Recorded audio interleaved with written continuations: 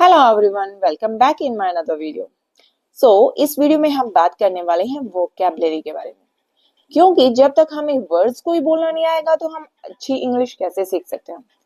अगर आप चाहते हैं अच्छी इंग्लिश सीखना तो टाइम टू टाइम आपको थोड़ा सा वोकैबुलरी पर आपका ध्यान देना होगा। और इस वीडियो में हम करने वाले हैं कुछ ऐसे ही वर्ड्स जो हमारी डेली इंग्लिश में हम यूज करते हैं। First word is drawback. Drawback means कमी या नुकसान। उस शहर की एक बड़ी कमी है ट्रैफिक। बड़ी कमी। The major drawback of that city is the traffic. The major drawback of that city, ये एक सब्जेक्ट हो गया, यानी उस सिटी की सबसे बड़ी कमी की बात कर रहे हैं और वो क्या है? ट्रैफिक है। The biggest drawback of this government is it's corruption. जो इस गवर्नमेंट की जो सबसे बड़ी ड्रॉबैक यानी जो कमी है वो क्या है? इसका करप्शन है, यानी ये सरकार बहुत ज्यादा करप्टेड है। नेक्स्ट है the drawback of this school is the poor management. जो इस स्कूल की जो सबसे बड़ी कमी है या फिर इस स्कूल की जो कमी है वो ये है कि ये इसका जो व्यवस्थित है वो काफी खराब है, यानी इसका जो प्रबंधन है वो काफी खराब है। The drawback of this school is the poor management. Next one is one drawback of this phone is that it has no backup facility. इस फोन की जो सबसे बड़ी कमी है या एक कमी है वो ये है कि इसमें बैकअप फैसिलिटी नहीं है।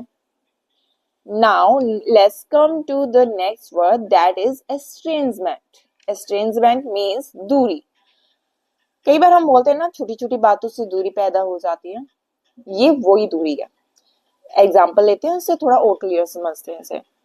इस कंपनी के शेयर होल्डर्स के बीच एक दूरी आ गई है। There's an estrangement between the shareholders of this company. कभी कभी छोटी बातों से भी दूरी पैदा हो जाती है। Sometimes small things lead to estrangement. हमारे बीच अब वो पुराना रिश्ता नहीं रहा, बस दूरी रह गई है। Our old bond, पुराना रिश्ता, इसके लिए हमने यूज किया है old bond. Our old bond is gone. Only estrangement remains. Now let's come to next word, that is get rid of. Means छुटकारा पाना। कई बार हम बोलते हैं ना, मैं इस चीज से छुटकारा पाना चाहता हूँ, मैं बहुत तंग आ गया हूँ, तो ऐसे में हम यूज करते हैं उसके लिए get rid of। बड़ा ही सिंपल वर्ड है। मुझे अपने आलकस या फिर आलस से छुटकारा पाना है। I need to get rid of my laziness. I need to get rid of my laziness. Next है मुझे इस बदबू से जल्द छुटकारा पाना है। I need to get rid of this bad smell quickly. हर किसी को इन नकारात्मक विचारों से छुटकारा पाना चाहिए। Everyone should get rid of these kinds of negative thoughts. Now let's come to next word, that is nevertheless. काफी इंटरेस्टिंग है। हम बहुत बार बोलते हैं फिर भी, इसके बावजूद भी, ऐसा है लेकिन इसके बावजूद भी या फिर भी मैंने ऐसे किया। आज बहुत थकी हुई थी फिर भी टहलने आई। फिर भी के लिए हम यूज करेंगे nevertheless. She was really tired today. Nevertheless, she came for a walk. मुझे बहुत काम था फिर भी मैं सामान खरीदने गई। मतलब मैं काफी बिजी थी और फिर भी मैं सामान खरीदने गई।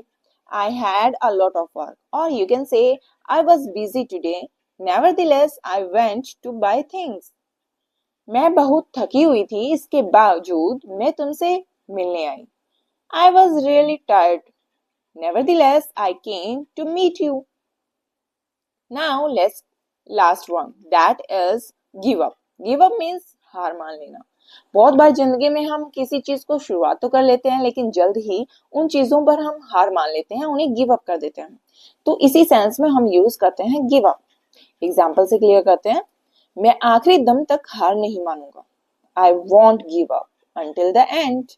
I won't give up until the end. तुम कड़ी मेहनत करने के बजाय हार मान रहे हो। तुम ऐसा कैसे कर सकते हो? How could you do that? तुम कड़ी मेहनत करने के बजाय हार मान रहे हो। You are giving up instead of doing hard work. So don't give up. Okay? And let's move on. Let's learn English together. And don't forget to like and subscribe my channel.